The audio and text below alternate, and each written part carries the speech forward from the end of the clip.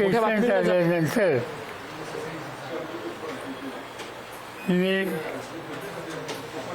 विनंती केली की प्रश्न गंभीर आहे, स्थिती गंभीर आहे आणि अशा वेळेला देशाच्या सगळ्या पक्षाच्या नेत्यांची बैठक ही अनेकदा आपण क्रायसिस असला तर दिल्लीला बोलवतो तशी बोलवावी आणि त्याला प्रधानमंत्र्यांनी स्वतः हजर राहावं. पण याच्या आधी गेले 3-4 वर्षात सर्व पक्षीय बैठका त्या झाल्या, पण त्याच्या एकाही बैठकीला प्रधानमंत्री नसते. कधी राजनाथ सिंग होते, कधी आणखीन कोणी होते. पण एकंदर अर्थव्यवस्थेवर किती गंभीर परिणाम होईल हे जे मुख्यमंत्री प्रधानमंत्री सांगायचं व्यक्त करतायत त्याची तितक्याच गांभीर्यानं सगळ्यांनी नोंद घ्यावी आणि त्यासाठी त्यांची उपस्थिती ही अत्यंत महत्त्वाची आहे. आज मी सकाळपासून ज्या संधी मिळेल त्यावेळेला टेलिव्हिजनवर बघतोय कुणी मोटरसायकलवर जातोय, भयंकर आहे. कुणी चालत जातोय आपल्या ऑफिसला. एकाने तर जाहीर केलं की मी म्हणते आहे पण माझ्या गाड्या मी कमी केल्या. त्या 17 होत्या, आता 17वरनं आम्ही 8 वाजलेलो. म्हणजे मला तर धक्काच बसला की 17 गाड्या यापूर्वी कशासाठी होत्या हे काही मी समजू शकत नाही. आणि कमी केल्याच्या नंतर त्या 8 वर आणल्या. याचा अर्थ या सगळ्याकडं बघण्याचा दृष्टिकोन हा अधिक गांभीर्याचा असला पाहिजे हे याच्यामधून स्पष्ट होते. कधी अशी स्थिती या देशात झाली नाही असं नव्हतं. पण ठीक आहे, याच्या अधिक चर्चा न करता एकंदर देशाच्या अर्थव्यवस्थेवर आणखीन काळजी करावी अशी स्थिती येऊ नये त्यासाठी या ठिकाणी या प्रश्नावर सगळ्यांनी सहकार्य करावं. हे ज्यावेळी मी सांगतो त्यावेळेला मुख्यमंत्री आणि अन्य घटकांनी सुद्धा आपली भाषा ही लोकांनी याच्यात सहभागी व्हावं यासाठी पोषक असले पाहिजे. मी महाराष्ट्राच्या मुख्यमंत्र्यांचं काल आणि आज स्टेटमेंट पाहिलं. त्याच्यामध्ये उदाहरणार्थ राहुल गांधींच्या संबंधी त्यांनी जे शब्द वापरले मला स्वतःला ते अयोग्य वाटतात. राहुल गांधी हे विरोधी पक्ष नेते आहेत आणि तेही संसदेत. विरोधी पक्ष नेता ही एक कॉन्स्टिट्युशनल पोझिशन आहे. हे फळ आहे आणि ते लोकसभेचं आहे आणि त्यामुळे सिंगल सवालाची भाषा या फळावर असलेल्या व्यक्तीच्या संबंधी चालली तर आपली स्टेटमेंट लोक अधिक गांभीर्याने घेतात आणि ते घ्यावी अशी अपेक्षा आहे. या संदर्भात आणखी मला काही बोलायचं नाही. या बाबतीत तुम्हाला काही विचारायचं असेल तर जरूर विचारू. रुपया आपला जो आहे तो खाली येतोय सतत जो आहे तर आणि एकूण जागतिक परिस्थिती युद्ध जे आहे ते अजून सुरू आहे तर हेही कारण आहे असंही सरकारकडून सांगितलं जातं. नाही असं आहे रुपया त्याची किंमत विसाई डॉलर ही खाली येते. ती काय येते त्याचा विचार करायला पाहिजे. हे खरं आहे की हा जो इराणचा इश्यू आहे त्याचा काही ना काहीतरी दुष्परिणाम हा आहे पण तेवढाच आहे का आणि तेवढाच हा असेल तेव्हा हा निर्णय घ्यायला इतका उशीर का लावला. ज्या दिवशी निवडणुकीचे निकाल लागून गेले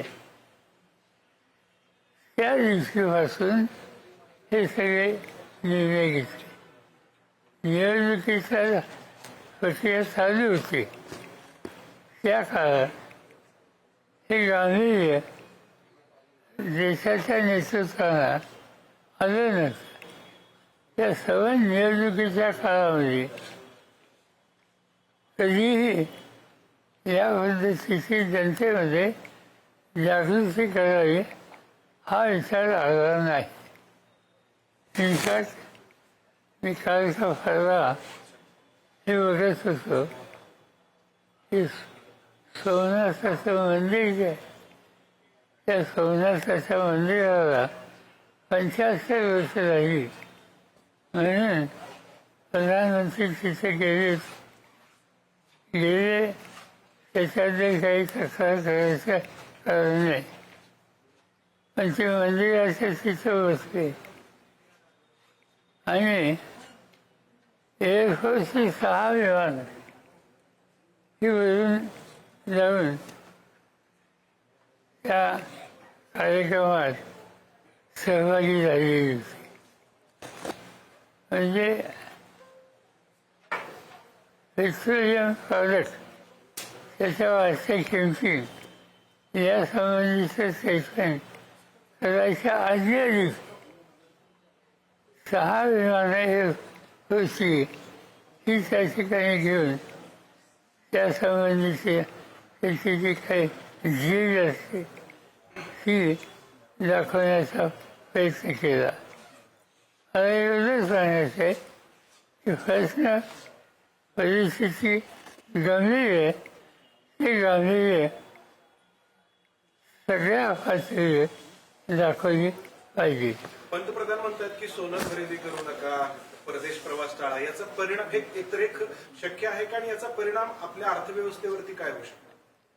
असं आहे की खरेदी करू नका हे सांगणं या स्थितीत याचा अर्थ एकच आहे की आपल्या करन्सीची जी व्हॅल्यू आहे ती घसरून द्यायची नाही हा त्याच्यावरचा येतोय आणि तो हा चुकीचा आहे असं मी म्हणत नाही. एका बाजूने आपण हे म्हणायचं आणि दुसऱ्या बाजूने खर्च कमी करायला इतर अनेक गोष्टी आहेत इथेच्या प्रशासनामध्ये त्याच्याकडे दुर्लक्ष करायचं. या दोन्ही गोष्टी परस्पर विरोधी आहेत. साहेब येत्या काही काळामध्ये आर्थिक आणीबाणी येऊ शकते का आपल्या देशामध्ये? एकूणच महामंदी किंवा आर्थिक टंचाई, इंधन टंचाई असं आहे की मला स्वतःला असं वाटतं की प्राईम मिनिस्टरचं स्टेटमेंट आल्यानंतर देशाच्या नागरिकांनी त्याचे गांभीर्य ओळखले आणि त्याच्यामध्ये लोकांचं सरकारचे राहील त्याच्याशी सुसंगत भूमिका आणि त्याच्यात सातत्य हे राज्य आणि केंद्र सरकारमधल्या सगळ्या घटकांनी ठेवलं तर एक्स्ट्रीम पोझिशन होईल हे जी चिंता आहे कदाचित ती वेळ येणार नाही पण त्याची काळजी घेतली पाहिजे. तुम्ही पंतप्रधानांच्या आव्हानाला प्रतिसाद देणार आहात का? देणार असाल तर तो कसा? कारण असं दिसते राज्यभरातल्या सगळ्या नेत्यांनी त्यांच्या गाड्या बदलल्या, कोणी इलेक्ट्रिक वापरते, कोणी टू व्हीलरवर जाते, तुम्ही म्हटलं तसं कोणी पायी जाते. तर हे केवळ प्रसिद्धीपुरतं आहे की यानं खरंच काही फरक पडतो आणि तुम्ही तसं काही करणार आहात का? हे माहिती नाही आता हे किती दिवस टिकणार आहे आणि ते सिंबॉलिक एक दिवसासाठी 2 दिवसासाठी असेल तर काही फरक पडणार नाही पण खरंच पडणार. म्हणजे आता आज मी पाहिलं देवेंद्र फडणवीस अंतराळामध्ये मोटरसायकलवरून आले उद्यापासून अंतराळामध्ये ते मोटरसायकलवरूनच आले तर अधिक गांभीर्याने घेतली. असा प्रश्न राहिला माझ्या पुढचा. मला जी काही ज्याला इंग्रजीमध्ये फेस परसेप्शन म्हणतात त्याचा अभ्यास आहे की सध्या माननीय पंतप्रधान साहेबांनी इंधन बचतीकरिता त्यांचा ताफा कमी केला आहे. त्या अनुषंगाने बरेच VIP आपल्या वाहनांचा ताफा कमी करण्याची शक्यता आहे. त्यामुळे वाहन ताफा कमी करताना किंवा तशी परिस्थिती निर्माण झाल्यास VIPच्या सुरक्षेमध्ये कोणतीही तडजोड होणार नाही व आपली उपस्थिती कमी होणार नाही याची काळजी घ्यावी. हे कुणी कळवलं आहे? विशेष सुरक्षा विभाग मुंबई. विशेष सुरक्षा विभाग मुंबई यांनी माझ्या सहकार्याने कळवलं. म्हणजे याच्या बाहेर आम्ही गेलेलो नाही. आम्ही जातोय त्याच्या बाबतीत त्यांनी आम्हाला त्यांचं मत स्वच्छ या ठिकाणी कळवलं आहे. तुम्ही म्हटलात की सर्वपक्षीय बैठक बोलवावी आणि त्याला मोदींनी यावं. मोदी थेट लोकांशी बोलतात मात्र सर्वपक्षीय बैठकीला येत नाही. याचा काय परिणाम होतो एकूण निर्णय प्रक्रियेवर?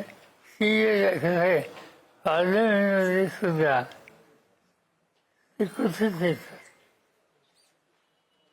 म्हणजे विश्वासाचा ठराव अविश्वासाचा ठराव राष्ट्रपतींचं अभिभाषण असे 2-3 ऑकेजन ठेवले तर ते फारसं कधी येत नाही.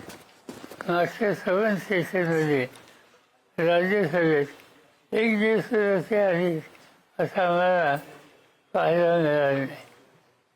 आणि त्यामुळं साहजिकच देशाचा प्रमुख याची उपस्थिती ही राहिली आणि त्यांच्या समोर डिस्कशन झालं आणि अन्य घटकांची काय मताची त्यांच्या लक्षात आली तर त्याचं गांभीर्य सरकारने घेतलंय असं म्हणता येईल.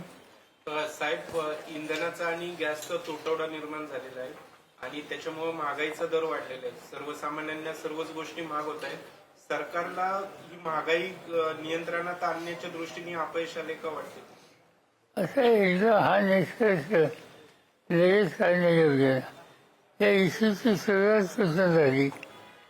या इश्यूची सुरुवात झाली इराण आणि तिच्याच्या आणि विशेषतः लेबनॉनवर अजूनही अटॅक जे चालू आहेत त्या सगळ्यामुळं त्या भागात एक प्रकारचं चिंतेचं वातावरण आहे. इनफॅक्ट आपण इथून इंग्लंडला जातो कोणी भारतीय तो बाहेर इंग्लंडच्या जवळून जातो सुरूच असते. पण ही स्थिती झाल्यानंतर इराणची आणि अमेरिकेची तेव्हापासून तो रूल बदलला आणि लांबचा रूल हा घ्यावा लागला. आणि लांबचा रूल घेण्यानं फ्युएल कन्झम्पशन वाढते, प्रवास महागात होतो. आणि त्यामुळे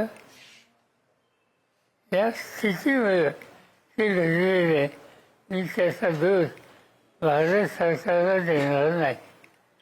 साहेब, देश पातळीवरती आणि एक मुद्दा जास्त चर्चेत आहे सध्या, तो नीट परीक्षा जी रद्द झाली त्याच्यामुळे साधारण 22 लाख मुलांचं नुकसान झाले. त्याच्याबद्दल सीबीआय इन्क्वायरी सुरू आहे. मात्र यापूर्वीच्या नीटच्या